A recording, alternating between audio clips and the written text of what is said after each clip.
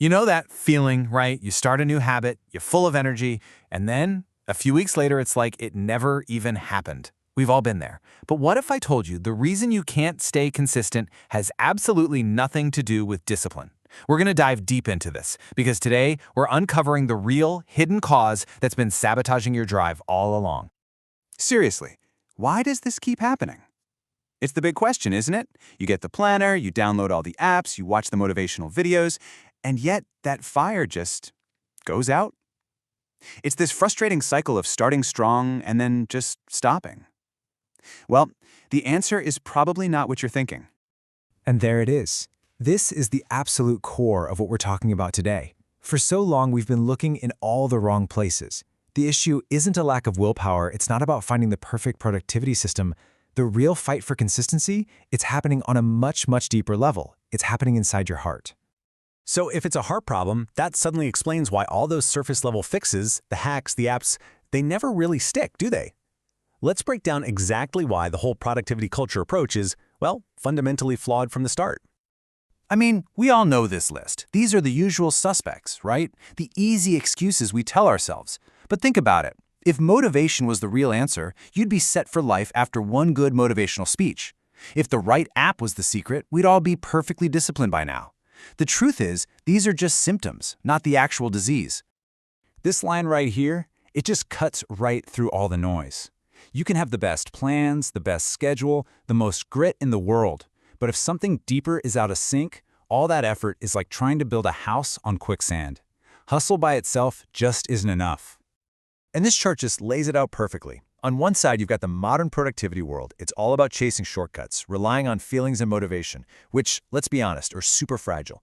But on the other side, you have a spiritual approach. It's not about finding a shortcut. It's about fighting our own inner resistance, our nafs, and anchoring everything we do in a deep, powerful purpose. One is built on sand, the other on solid rock. Okay, so we've agreed the problem isn't on the surface. Now we have to go deeper. It's time to really dig in and identify the true root cause of this whole struggle. And it has a name: spiritual fragmentation. So what is spiritual fragmentation? Basically, it's when what you do, why you do it, and what you deeply believe are all out of alignment. They're not talking to each other. And it's this fundamental disconnect that just drains your energy and makes being consistent feel impossible because you're totally cut off from your real source of fuel.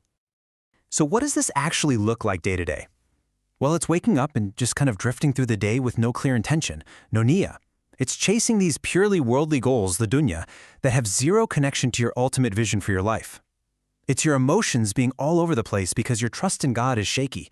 And ultimately, you become a slave to your mood, not a servant of your principles. You only work when you feel like it. Okay, so that's the problem. But what's the solution? Well, here's the good news. If the problem is internal, the solution has to be internal too. And this brings us to a powerful concept, the path of mujahadah. It's all about building that real, lasting strength from the inside out. Mujahadah is basically the spiritual struggle.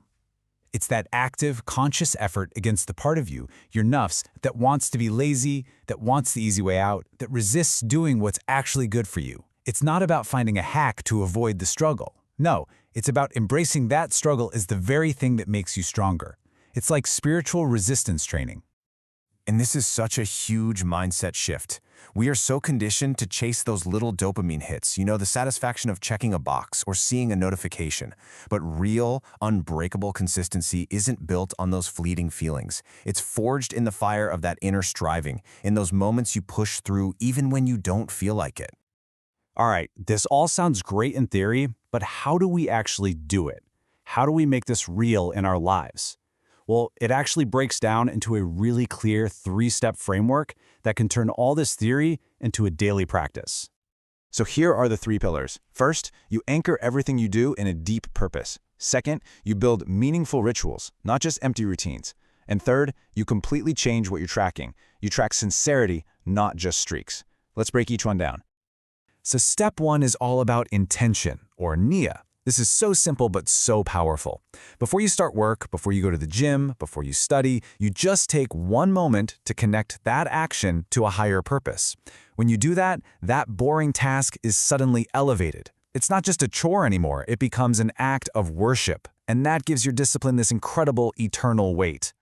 Next, we upgrade from routines to rituals. See, a routine is just a list of things you do. A ritual is an action that's filled with meaning. A perfect example is the 5 daily prayers, or Salah. They become the spine of your day. They aren't just items on a checklist. They're powerful rituals designed to recharge you with barakah, with divine blessing and energy, constantly realigning you with your purpose. And finally, step 3. It's time to let go of our obsession with data and streaks. Forget the habit trackers. Instead, at the end of the day, ask yourself a totally different question. Was I sincere today? Just ask that. Because one single action, done with pure, sincere intention, is worth more than 1,000 empty check marks on a chart.